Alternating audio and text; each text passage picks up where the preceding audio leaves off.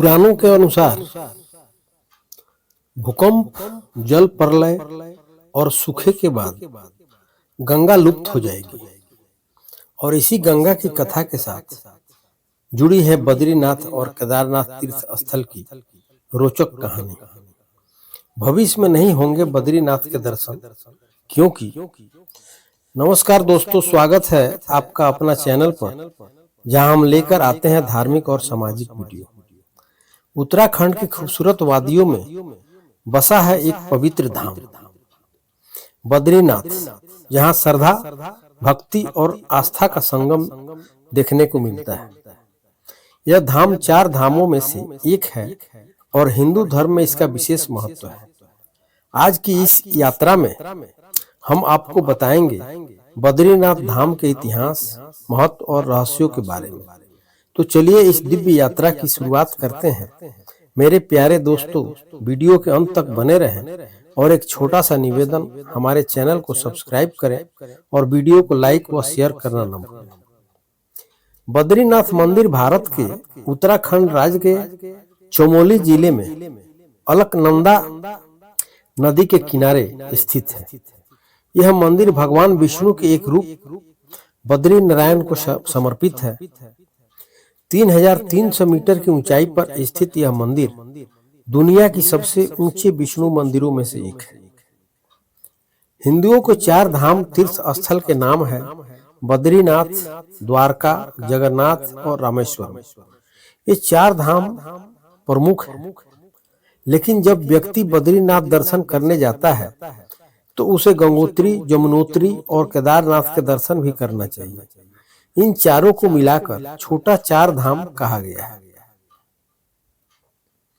केदारनाथ को जहां भगवान शंकर का आराम करने का स्थान माना गया है, वहीं बद्रीनाथ को सृष्टि का 8वां वैकुंठ कहा गया है, जहां भगवान विष्णु 6 माह निद्रा में रहते हैं और 6 माह जागते हैं।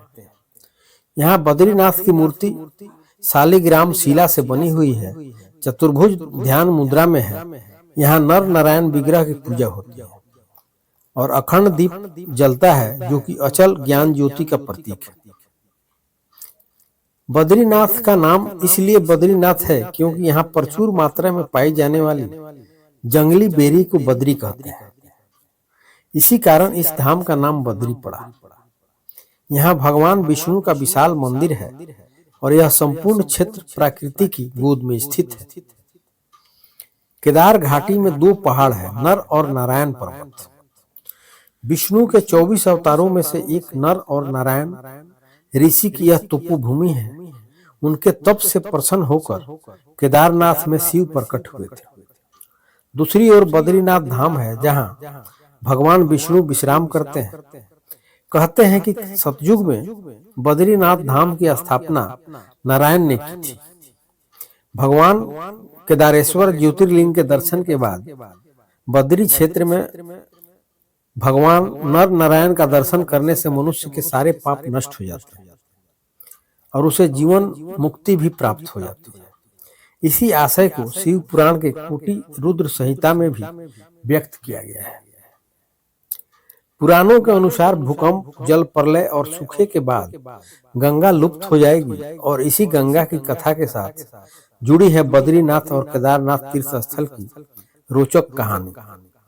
भविष्य में नहीं होंगे बद्रीनाथ के दर्शन, क्योंकि माना जाता है कि जिस दिन नर और नारायण पर्वत आपस में मिल जाएंगे, बद्रीनाथ का मार्ग पूरी तरह बंद हो जाएगा।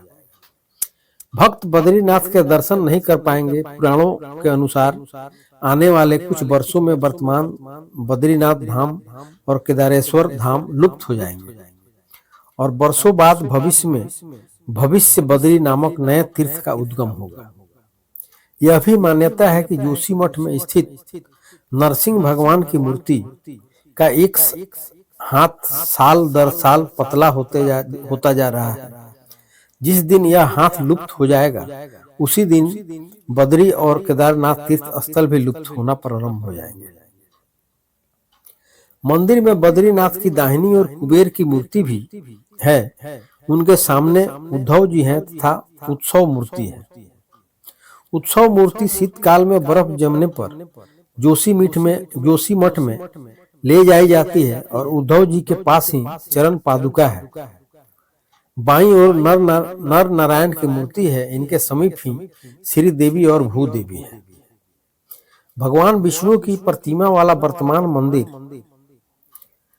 3133 मीटर की ऊंचाई पर स्थित है और माना जाता है कि यदि शंकराचार्य 8वां शताब्दी के दार्शनिक संत ने इसका निर्माण कराया था। इसके पश्चिम में 27 किलोमीटर की दूरी पर स्थित बद्रीनाथ शिखर की ऊंचाई 7138 मीटर है। अब बद्रीनाथ में एक मंदिर है जिसमें बद्रीनाथ या विष्णु की वेदी है। यह 2000 वर्ष से भी अधिक समय से एक प्रसिद्ध तीर्थ स्थान रहा है। बद्रीनाथ में अन्य कई प्राचीन स्थल है, जैसे अलकनंदा के तट पर स्थित अद्भुत गर्म झरना जिसे तप्त कुंड कहा जाता है, एक समतल चबूतरा जिसे ब्रह्म कपल कहा जाता है। पौराणिक कथाओं में उल्लेखित एक सांप शिला है। शेषनाग की कथित छाप वाला एक शिलाखंड शेष नेत्र है। भगवान विष्णु के पैरों के निशान है। चरण पादुका बद्रीनाथ के नजर आने वाला बर्फ से ढका ऊंचा शिखर नीलकंठ, जो गढ़वाल क्वीन के नाम से जाना जाता है।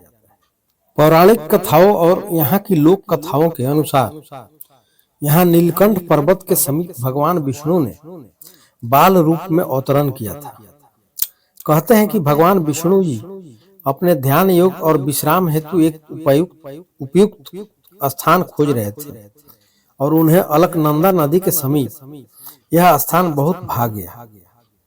उस वक्त यह स्थान भगवान शंकर और पार्वती का निवास स्थान था। ऐसे में विष्णु के एक युक्ति सोची।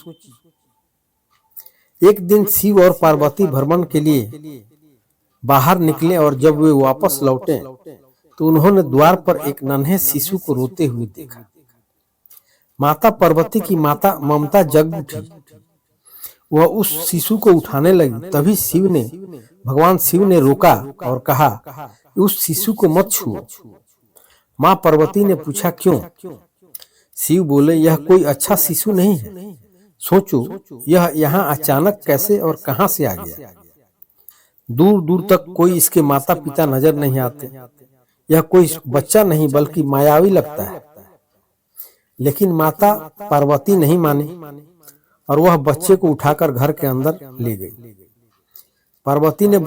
माता पार्वती ने बच्चे को चुप कराया और उसे दूध पिलाया। फिर वह बच्चे को वहीं सुलाकर शिव के साथ नजदीक के गर्म झरने में स्नान करने के लिए चली गई।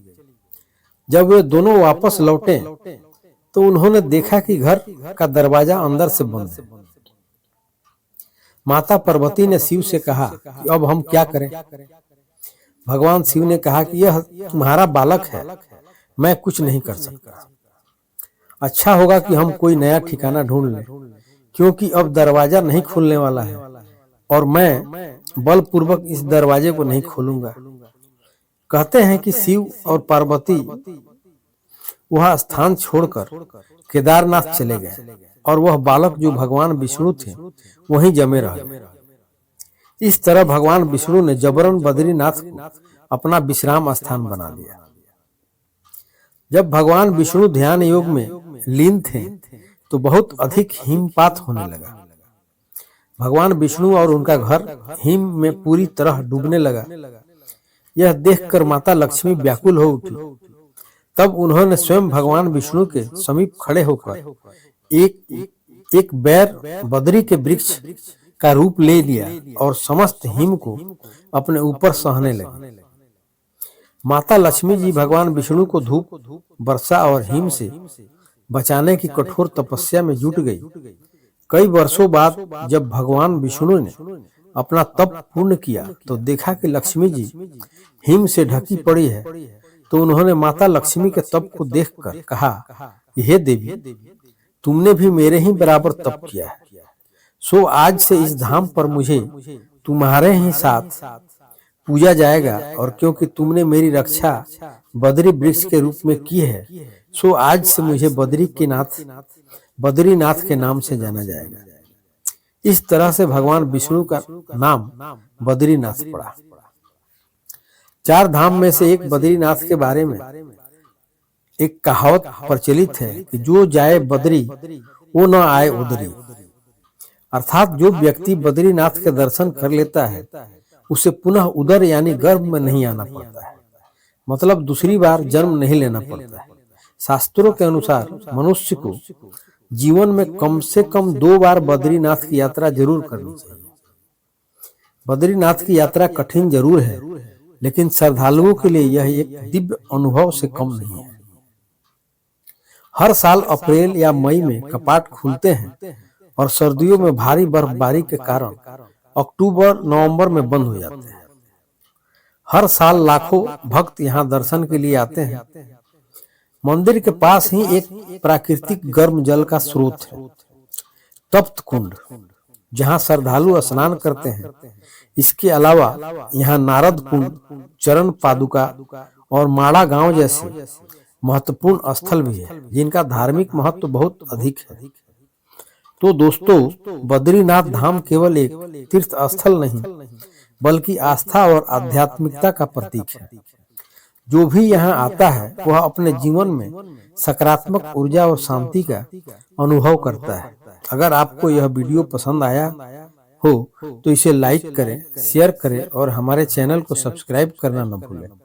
आप सभी ने अपना कीमती समय दिया, इसके लिए आप सभी को तहे दिल से आभार। बहुत बहुत धन्यवाद। मिलते हैं एक और धार्मिक सांस्कृतिक वीडियो के साथ। जय बद्री विशाल।